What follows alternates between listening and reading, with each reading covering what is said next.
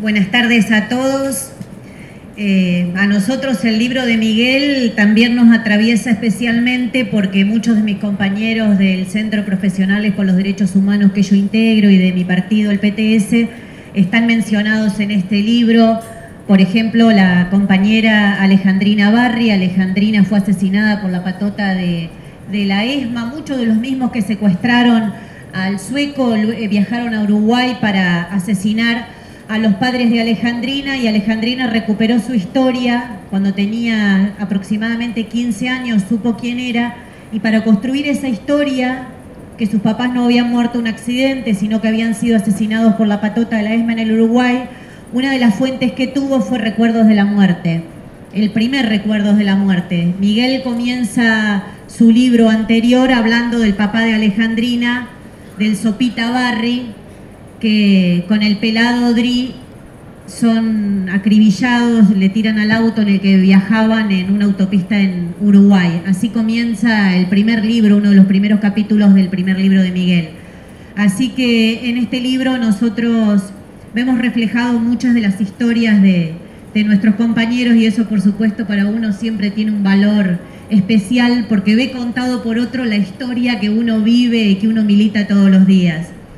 Y si hoy pensaba, bueno, ¿cómo resumo ese libro? ¿Cómo resumo este Recuerdos de la Muerte? Y a mí me parece que tiene una radiografía muy especial, que es el de la continuidad del aparato represivo de la dictadura. Una continuidad que Miguel aborda desde dos aspectos, que son los aspectos que en general denunciamos los organismos de derechos humanos. Acá hay varios miembros del Encuentro Memoria y Verdad y Justicia, que yo integro, que el sueco integra y que militamos todos los días denunciando estas cosas. Porque hay una continuidad que tiene que ver con las prácticas de la dictadura, el espionaje, las torturas en comisarías y tantas otras prácticas que seguramente podríamos señalar. También con las personas. Hay una continuidad en las personas. Si uno ve en el libro de Miguel, uno puede ver personajes que estuvieron en la dictadura y que hoy siguen estando, incluso en funciones. Bueno, Milani es el exponente, después quiero referir algo a Milani y seguramente es lo que va a abordar Graciela. Estiuso es otro personaje que viene de la dictadura. Nosotros no descubrimos a Estiuso ahora cuando hay una crisis alrededor del caso Nisman. Nosotros a Estiuso lo venimos denunciando con mis compañeras de Justicia Allá La Plata, con los compañeros de exdetenidos desde el año 2006, cuando Estiuso fue uno de los encargados en preparar el operativo de encubrimiento de la desaparición de Jorge Julio López, junto con Larcher y con otros personajes que directamente se instalaron en la casa de la familia de Jorge Julio López e hicieron todo lo posible para desviar la investigación sobre la bonaerense. Yo siempre muestro esto porque es muy gráfico. Cuando muere Nisman, descubren todos, incluido el gobierno, que había una flota de Nextel que tenía Estiuso y que le daba a Nisman y le daba a todos los que lo rodeaban. Bueno, nosotros tenemos los números de Nextel uno por uno desde el año 2006, porque es la misma flota de Nextel que le dieron a la familia de Jorge Julio López para que deje de hablar por los teléfonos fijos, y así Estiuso podía controlar todos los que hablaban y todo lo que se decía alrededor de Jorge Julio López. Es decir, esta flota de Nextel que ahora parece como un gran hecho y descubren los 200 Nextel, bueno, que hay algunos, pero esta es una foja, sigue a continuación, número por número de lo que es la famosa flota de Nextel, que ahora todos descubren que Estiuso tiene, con la cual encubrió la causa de nuestro compañero Jorge Julio López y tantas otras. Otra continuidad, como les decía, que nosotros venimos señalando y que Miguel mencionaba, es el Proyecto X. El Proyecto X para nosotros es necesario abordarlo desde dos lugares. Uno, desde por qué el Proyecto X. El Proyecto X claramente es una herramienta que se preparó desde el Estado para afrontar las crisis.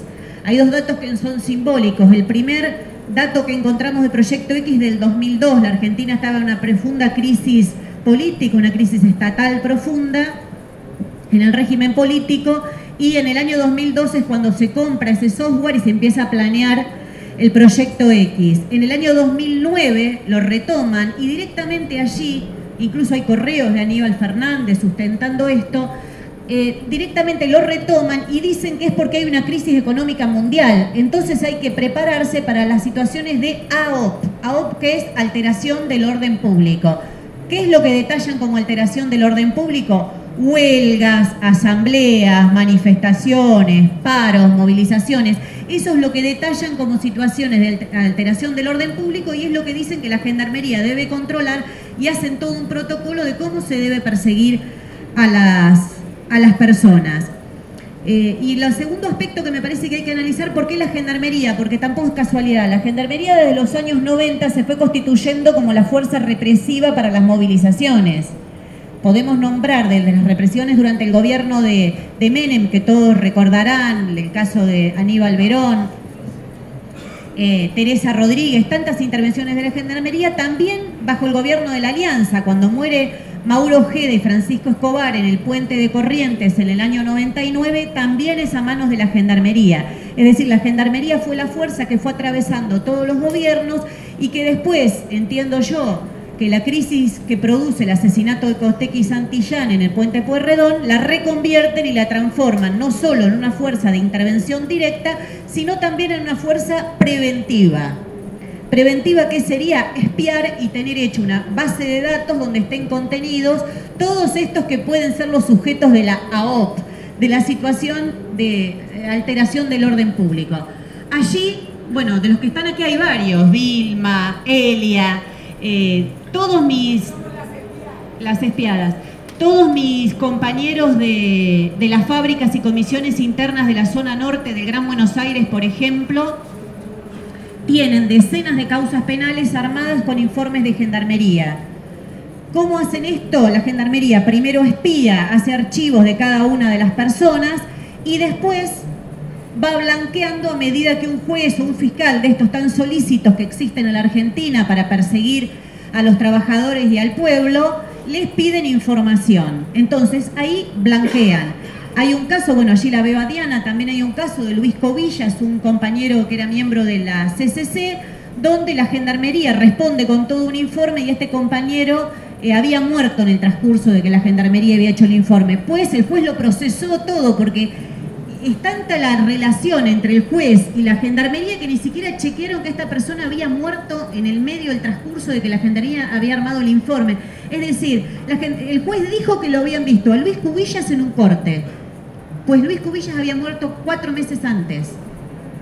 O sea, eso es como el extremo que demuestra lo que estamos diciendo. Después, bueno, compañeros como Poca Hermosilla de la comisión interna de Kraft, un compañero mío del PTS, llegó a tener 16 causas penales y 350.000 pesos de embargo sobre su miserable salario como trabajador de la industria de la alimentación por causas penales armadas a raíz de los informes de la Gendarmería.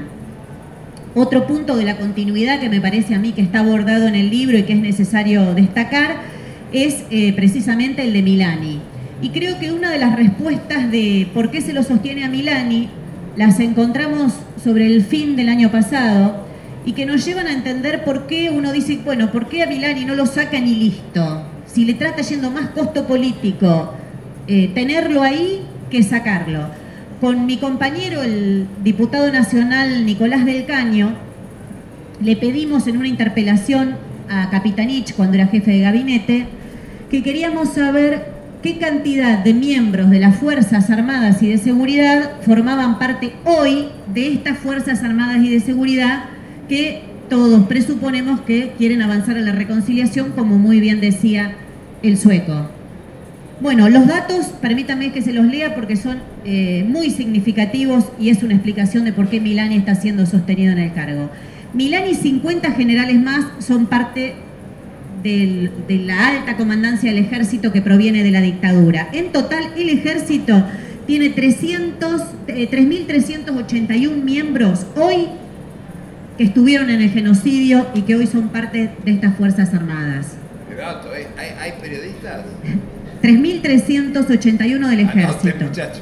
De la Armada, 543 oficiales que estuvieron en la ESMA, que pasaron por las salas de tortura que contaba el sueco y que hoy siguen estando en la Armada. Miriam, y probablemente por los vuelos de la muerte. Probablemente por los vuelos de la muerte. El almirante Cero, o Macera, decía que todos tenían que poner los dedos, que todos tenían que comprometerse en la tortura, todos tenían que comprometerse en el secuestro, o sea que, y todos tenían que comprometerse en los vuelos de la muerte. Exactamente, exactamente. 543 oficiales, 759 suboficiales. Hoy son parte de la Armada y estuvieron en la dictadura. Otro dato que nos dieron son 600 oficiales y 1.700 suboficiales de la Fuerza Aérea. ¿Recuerdan ustedes que hubo como un mito que la Fuerza Aérea no había participado tan activamente? Bueno, nosotros que fuimos querellantes de la causa Mansión Seré pudimos demostrarlo que eso era completamente falso. Pero este dato además demuestra que la Fuerza Aérea hoy tiene 600 oficiales y 1.700 suboficiales que estuvieron en la dictadura y que hoy todavía están en funciones. Así que me parece que cuando hablamos de Milani, Milani es la punta de este iceberg. Milani es el símbolo de todos estos que hoy ocupan los puestos más altos en las tres Fuerzas Armadas y que fueron parte del genocidio. Y un dato más. Nosotros también denunciamos al agente Balbuena de la Federal. El agente Balbuena estuvo infiltrado por 10 años en la agencia de comunicaciones Rodolfo Walsh y nos hizo entrevistas a muchos de los que estamos aquí presentes. Era un hombre muy preguntón, siempre se ofrecía para hacer el asado, dicen muchos, siempre se ofrecía, yo voy a tu casa, hago el asado. Bueno, él ingresó en el año 82 a la Policía Federal, el mismo cuerpo de espías que tiene algunos otros miembros célebres como Ciro James, que integró el gobierno de Mauricio Macri. Ciro James es del mismo cuerpo de espías, se dice que el Fino Palacios también, más allá de que como comisario tenía una función de superficie, también forma parte de este cuerpo de 1000 espías que tiene la Policía Federal y que hoy sigue funcionando. Y bueno, la causa Balbuena, esta información... ¿Me permitís, sí, un pequeño agregado muy importante? Este cuerpo, no sé si a lo mejor lo ibas a decir y en ese caso me disculpo por apresurarme. Este cuerpo fue creado en la época de la dictadura de Onganía y fue reglamentado con un decreto reglamentario, si no me equivoco, de 1967 por Onganía. Todos los gobiernos de la democracia, todos, no solo de la democracia recuperada, sino de antes del golpe, pudieron haber disuelto este cuerpo que es como una logia, es una logia Lautaro sin patriotas, porque son como masones. No pueden decir, tienen terminantemente prohibido decir que pertenecen a este cuerpo. Y sobre todo no se lo pueden decir a los jueces. Pequeño detalle. Con lo cual tenemos una estructura secreta policial que no responde a la justicia, sino a lo que se suele llamar sus mandos naturales. Perdón, era eso. Sí, además que tienen otra característica directamente que les permiten cumplir una doble función. Es decir, que pueden trabajar en este cuerpo de espías de la Federal y a la vez ir a armarle el cuerpo de espías a Mauricio Macri. Esto no está impedido, no es como la CIDE, que uno no podría ser de la CIDE y a la vez estar formalmente... Bueno, la CIDE se puede ser de la CIDE y de la CIA en la Argentina. Pero no se puede ser... Tío y del Mossad también. Pero no se puede ser... No se puede ser de la CIDE y de otro empleo público, por ejemplo. Ellos están precisamente, completamente autorizados para que puedan hacer esto. Bueno, Gustavo Vélez tuvo durante años una secretaria que cumplía sus funciones secretarias, estaba con los papeles en blanco y después se supo que era de este cuerpo de espías, lo mismo que en el caso, bueno, de Ciro James y Balbuena. En el legajo de Balbuena podríamos comentar muchas cosas, es terrible porque él mismo se ofrecía y decía, miren que conocí a tal, conocí gente en Mar del Plata, me ofrezco a viajar, puedo traerles datos de allá, una cosa muy, muy simbólica. Podríamos seguir hablando de espionaje bastante más, otro de los casos que nosotros denunciamos y que el juez Lijo y el fiscal Dilelo cerraron la causa, es el caso de Milani. Primero no nos dejaron ser querellantes, porque ustedes saben que el rol que cumplimos los querellantes es precisamente impulsar... Gerardo Martínez, ¿qué dije? Milani. Los dos eran del 601. Los dos eran del 601, sí. Lo único que Gerardo Martínez era agente de reunión de información en el ámbito gremial. Ese es el cargo, tuve la oportunidad de ver su legajo, está que el general lo recomendó, por qué lo recomendaron a Gerardo Martínez, y no es que Gerardo Martínez entra a trabajar a la UOCRA y se hace buchón, no, entra a la UOCRA ofreciéndose como agente de reunión de información en el ámbito gremial. ¿Por qué se cerró la causa cuando nosotros decíamos que se debía investigar porque la Secretaría de Derechos Humanos informó, la Secretaría de Derechos Humanos de la Nación, que las desapariciones son antes del 82 y que dice el legajo de Martínez que él ingresó en el 82.